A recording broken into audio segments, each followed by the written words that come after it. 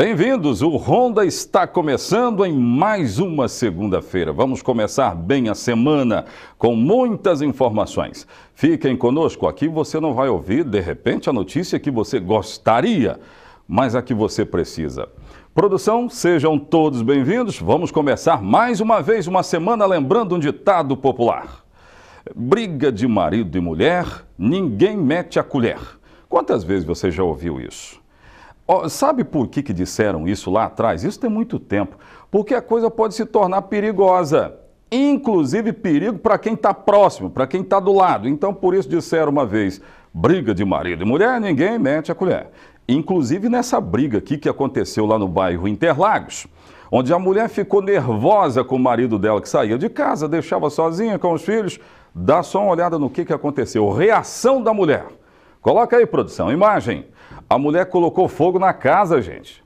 Olha isso aí, ó. A botija de gás foi nesta casa que fica na Rua Pinheiros. A polícia fez um boletim de ocorrência. Olha só como é que ficou a casa. Por dentro, nada sobrou. A mulher disse para a polícia que tinha bebido uns negócios aí. Bebeu uns negócios, ficou meio alterada. Meio não, hein? Totalmente alterada. E aí ela justificou dizendo que tem um filho de 6 meses... tem um outro de 8 anos, e o marido a deixava desprovida de algumas coisas. Não pagava água, não pagava energia, não tinha mais o quê? Um monte de coisa. Estava faltando tudo dentro de casa. Essa mulher acabou se revoltando, tomou uns negócios, uma bebida meio que forte, ficou alterada e colocou fogo na casa. Os móveis ficaram todos assim, ó. Parece que o ventilador dá para salvar, né? Parece que o ventilador vai dar para salvar. Mas isso aconteceu. Aí me perguntaram hoje nas redes sociais o seguinte, a mulher ficou presa? Gente, ela provocou um dano contra um bem que é dela. Aí ela esteve na delegacia, né, deu as justificativas e tal, e foi liberada. O problema é que essa mulher agora tem um grave problema para resolver. Porque casa ela não tem mais. Colocou fogo na própria casa. É isso aí, gente. Se não tivesse a bebida, talvez houvesse o pensamento do tipo, tá difícil, mas eu não vou provocar uma situação ainda mais difícil. Mas ela acabou entrando numa situação tremendamente difícil. Imagine agora, sem o aparato do marido, que segundo ela ia fazer uso de alguns entorpecentes no bairro Santa Cruz, foi isso que ela disse para a polícia. Imagine agora, sem o marido, sem casa, com 2 filhos. A situação ficou nervosa, ficou um negócio feio. Mas gerou boletim de ocorrência e essa é a explicação para este incêndio. Porque até ontem à tarde nós tínhamos a informação de que havia apenas um incêndio. Aí muito se perguntou, será que foi criminoso? Será que não foi? Mas a história contada pela polícia hoje de manhã é a verídica, que a própria dona da casa colocou fogo na casa dela. Está sem casa agora. Gente, ainda hoje eu vou falar sobre o presídio da cidade. Produção, teve fuga lá, não teve? Rapaz, teve fuga no presídio. Juliana Salles. Juliana Salles já está no Espírito Santo, ela já foi transferida, a defesa não conseguiu a soltura dela, entre outras informações. Fiquem conosco, no rádio ou na TV, a notícia chega até você.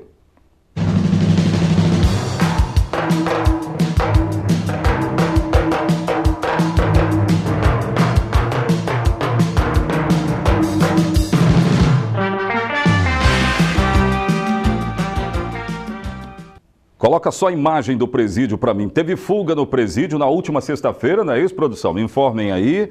Teve até tiros disparados. A população do bairro Interlagos ficou meio amedrontada, porque foram disparados muitos tiros depois da notícia de fuga na noite da última sexta-feira. Daqui a pouco você vai saber como é que terminou isso tudo. Tem gente foragida, mas teve também uma ação fatal nessa fuga que nós fomos informados na última sexta-feira. Nós já mantivemos contato com a Sejus, que é a secretaria que cuida das casas, dos presídios aqui do estado do Espírito Santo, e ela já se posicionou. Daqui a pouco nós vamos saber a quantas anda, como é que está o clima agora no presídio. Eu vou informar já já. Deixa eu falar do caso Juliana Salles. Até a semana passada havia uma expectativa de habeas corpus, HC.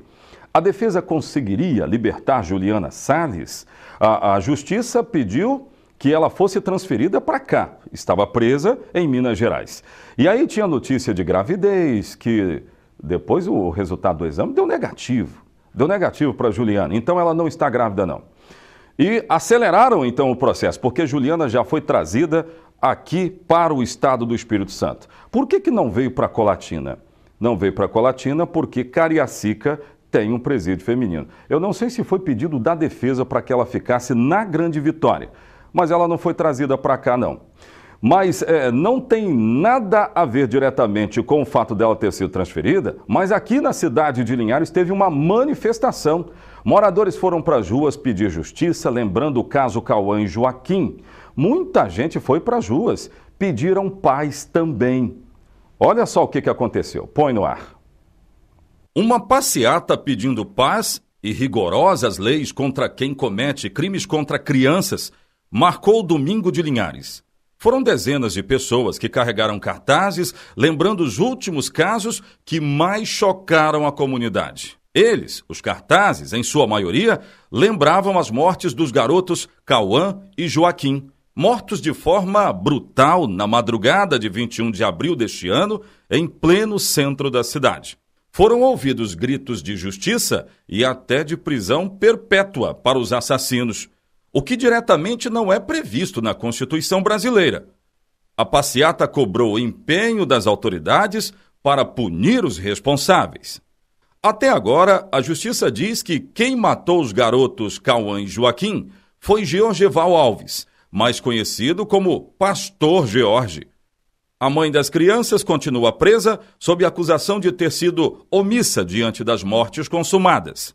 Ela foi transferida para o Espírito Santo e já está em um presídio da Grande Vitória. Ao final da passeata, centenas de moradores foram para a frente da casa onde a tragédia aconteceu. Lá, um tradicional palhaço de Linhares teve a oportunidade de expressar o seu momento de tristeza. Lembrando o ocorrido, disse que era momento de muita dor. Para mim, não é fácil. Por quê? Eu, como profissional que eu sou, de trazer alegria há quase 38 anos, só nessa cidade, 32 anos, é muito, sim, triste a gente saber de uma notícia dessa, feita por dois anjos. O palhaço Risadinha não viu neste domingo momentos para fazer sorrir, mas aproveitou para pedir paz e foi aplaudido. E agora eu quero deixar aqui o meu abraço a todos vocês, o meu carinho, e agora eu vou me desfazer desta roupa. Vou pedir a sua ajuda, Guilherme, por favor, que você me ajude, e eu vou virar as costas e vou embora. Talvez amanhã eu não vou estar mais aqui. E a única coisa que ele veio aqui na terra, que ele nos pregou, que ele nos deixou, foi isso.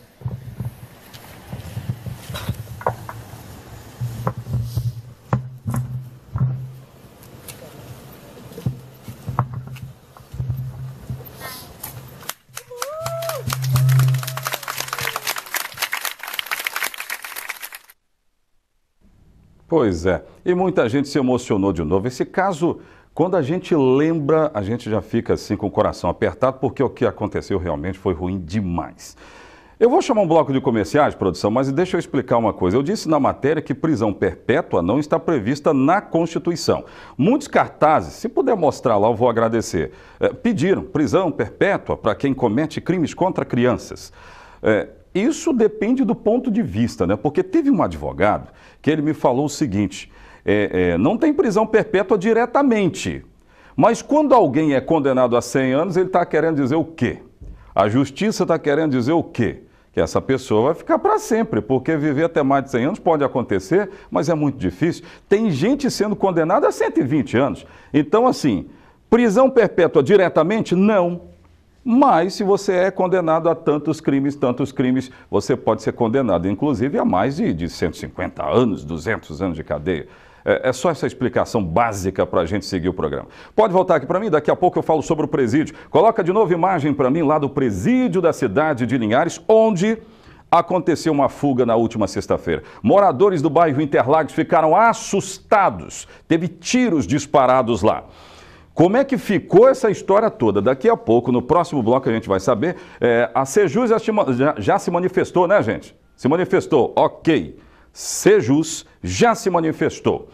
Daqui a pouco, pode voltar aqui para mim, daqui a pouco a gente aborda esse e outros casos no programa Ronda. Eu volto já.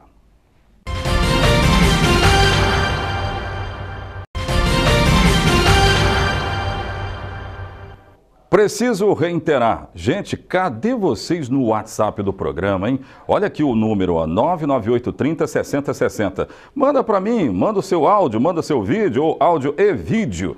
E aí eu quero saber o que está acontecendo na sua cidade, na sua comunidade, até porque o Ronda é um programa não apenas local, ele é local, regional e aborda quase tudo. Quase tudo. É isso aí. Então manda pra gente. E se inscreva no nosso canal no YouTube, Oséias Farias. Tá escrito lá, youtube.com/Oséias Farias, tá bom? Eu vou provar para algumas pessoas jovens que o crime não compensa de jeito nenhum. E não compensa mesmo não. Sabe, nesse final de semana, a polícia estava fazendo uma ronda preventiva próximo de uma casa de show aqui no bairro Jardim Laguna. E aí, vários jovens acabaram sendo levados para a cadeia, foram apreendidos e presos, porque tinha menor de idade também. Coloca o flagrante para mim dessa operação da Polícia Militar. O resultado foi que essas pessoas foram presas e apreendidas, porque esses que estão com a cara assim, sendo meio que manchada, pintada, a gente não está revelando, são menores de idade. E estavam no comércio de drogas. Veja que há vários pinos apreendidos, tinha dinheiro também. A polícia está dizendo que é tudo produto do tráfico de drogas. São moradores de Sooretama que estavam traficando, segundo a polícia, aqui no bairro Jardim Laguna. Os maiores já foram presos, né? Ainda estão à disposição da polícia. Mas essa droga toda estava vindo para cá. E uma dessas mulheres escondia essas drogas nas suas partes íntimas.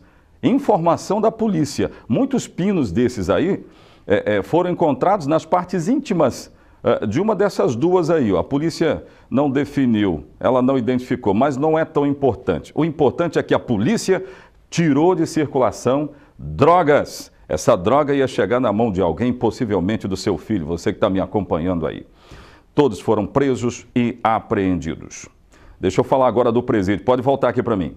No presídio da cidade, sexta-feira, tiros foram ouvidos durante a noite. E era uma fuga de presos. Daqui a pouco eu vou explicar o número, porque a imprensa está dizendo que 2. Mas fontes que estavam ligadas a essa movimentação afirmaram 3. Daqui a pouco a gente explica isso. Mas 2 fugiram via Lagoa do bairro Interlagos. Um dos presos acabou morrendo. A polícia ainda tenta definir a causa-morte e o mais provável é que o homem, nós vamos relatar daqui a pouco, o homem tentou fugir pela lagoa do bairro Interlagos e acabou morrendo afogado. Pelo menos é a principal vertente de investigação. Mas um deles conseguiu fugir e agora está sendo procurado pela polícia. Eu falo mais do caso daqui a pouco, mas vamos conhecê-lo então. Os detalhes de fuga no presídio de Linhares. Põe no ar. 2 presos fugiram da penitenciária regional de Linhares. Foi na última sexta-feira.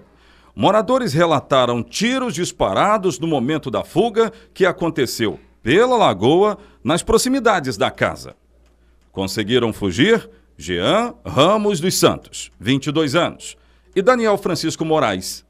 Diante de um clima tenso, buscas foram feitas, principalmente pelo bairro Interlagos. Pouco antes das 17 horas deste domingo, a Polícia Militar foi acionada por um inspetor penitenciário, que informou que havia um corpo boiando na conhecida Lagoa do Interlagos.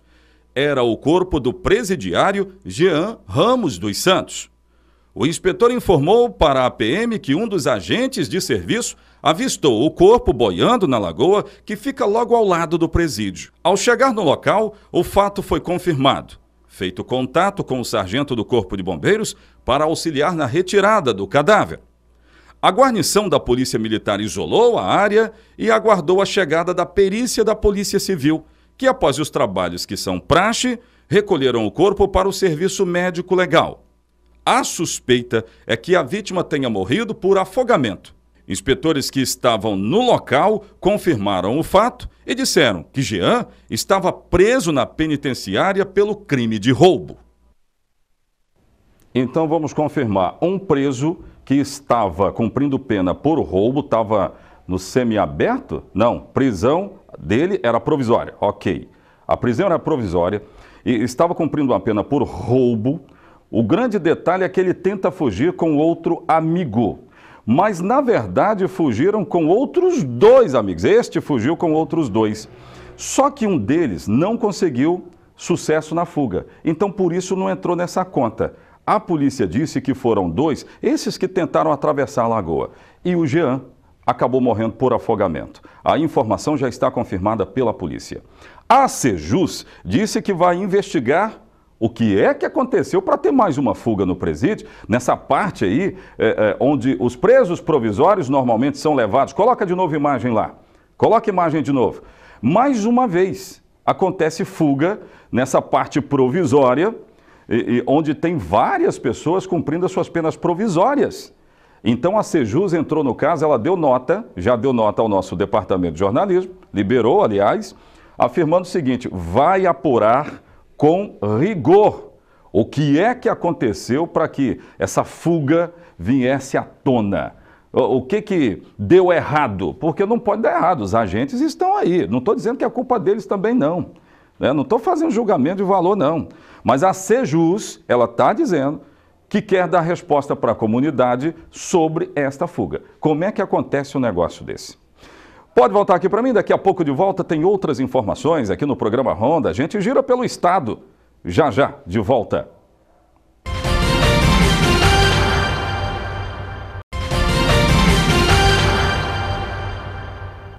Vamos seguindo então com o nosso programa?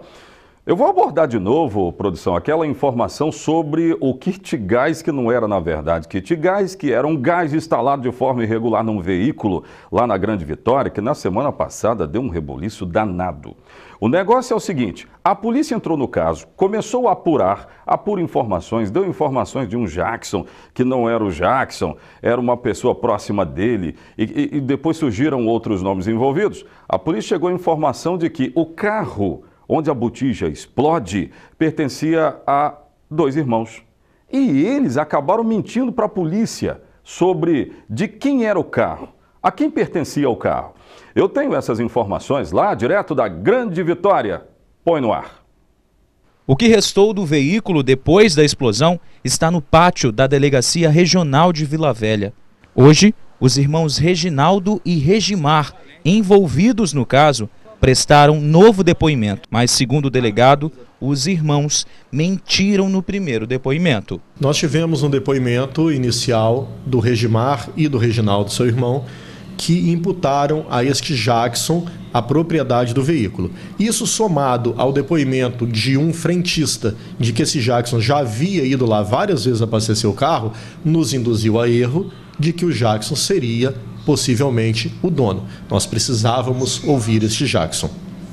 Hoje, os irmãos foram reintimados para serem inquiridos, porque ontem nós tivemos uma série de depoimentos e fatos novos que nos provavam que a história deles era mentirosa. Reginaldo, que estava conduzindo o veículo no dia do acidente, em novo depoimento confirmou que o veículo é sim do irmão Regimar.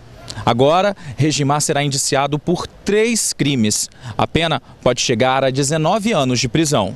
O Regimar, que é o Mazinho, manteve a sua história e recusou-se a dar novo depoimento, que é um direito constitucional dele. Ele se recusou a dar depoimento. Ouvido o Reginaldo, que é conhecido por Nato, o apelido dele é Nato, ele então se retratou do depoimento anterior e nos contou agora toda a verdade, que o carro de fato era do irmão dele. Na última terça-feira, o veículo explodiu enquanto era abastecido em um posto de gasolina. No lugar do cilindro de GNV, O gás era armazenado em um botijão de gás de cozinha. Antes, as câmeras de vídeo monitoramento registraram um carro branco, dirigido por Regimar, rebocando o veículo que explodiu. Segundo o depoimento do antigo proprietário, o carro foi vendido há 40 dias com o kit gás regular para Regimar. Pois é, então tinha o kit gás. Esse é o kit gás que nós falamos aqui. Mas aí depois o cara falou, não, agora vai ser do meu jeito. Eu vou pegar uma botija de gás e vou colocar aqui no lugar desse cilindro. Viu o que aconteceu, né? Então, colocou em risco a vida de outras pessoas. O frentista ficou ferido, não é isso, produção? Frentista ficou ferido, teve o prejuízo do posto. E como é que a polícia não vai, de repente, presumir que tratava-se de um ato terrorista? Estou falando que as investigações precisam esclarecer de fato o que aconteceu, porque os irmãos também mentiram, colocaram nas costas de um tal de Jackson, que não tinha nada a ver com o Jackson, e aí os dois agora apareceram. A investigação segue. Mas vamos falar do caso daquela brasileira que acabou morrendo em Portugal. Gente, esse vídeo que relata a brasileira falando do seu estado de saúde e diz para a família, olha, eu acho que eu vou morrer. Isso tira o ar de qualquer pessoa. É um negócio esquisito. Qual é a história? Nos últimos dias, uma brasileira embarcou aqui no Brasil, capixaba, e foi para Portugal. Só que ela engoliu droga. Essa droga seria levada para Portugal. Eu não sei o que pode ter acontecido, mas alguns dizem que numa situação dessa, quando a pessoa engole uma droga dessa aí, e se passar da hora, tem um certo período para tirar. Se passar da hora, pode dar uma infecção e essa infecção se generalizar. Pode ter sido isso, mas a capixaba morreu lá em Portugal. Confira essa história aí. Põe no ar. Segundo informações da Polícia Federal, a capixaba de 28 anos morreu na última segunda-feira. Deise de Souza Ricarte fez o pedido do passaporte para viajar para Portugal em junho deste ano em Minas Gerais. Foi lá também que ela embarcou no último domingo para Lisboa. Segundo informações da polícia portuguesa, Deise carregava no estômago drogas, passou mal e morreu em um quarto de hotel da cidade. A Polícia Federal vai investigar a relação da morte dela com o tráfico internacional de drogas. Nós temos chamamos de adido policial, que é um policial brasileiro que atua junto às autoridades portuguesas. Ele fica em Lisboa e nós mandamos um pedido de informação para ele e estamos aguardando o retorno, a resposta, para saber exatamente o que aconteceu, em quais circunstâncias ocorreram, e a partir dessas informações iniciais a gente prossegue com as investigações. Nós precisamos primeiro da confirmação do tráfico de entorpecentes internacional, e para isso nós precisamos saber se realmente ela estava com substância entorpecente, dessa perícia, e se existem informações suficientes para instaurar um inquérito para apurar a participação de outras pessoas. De acordo com o delegado, Deise morava na Grande Vitória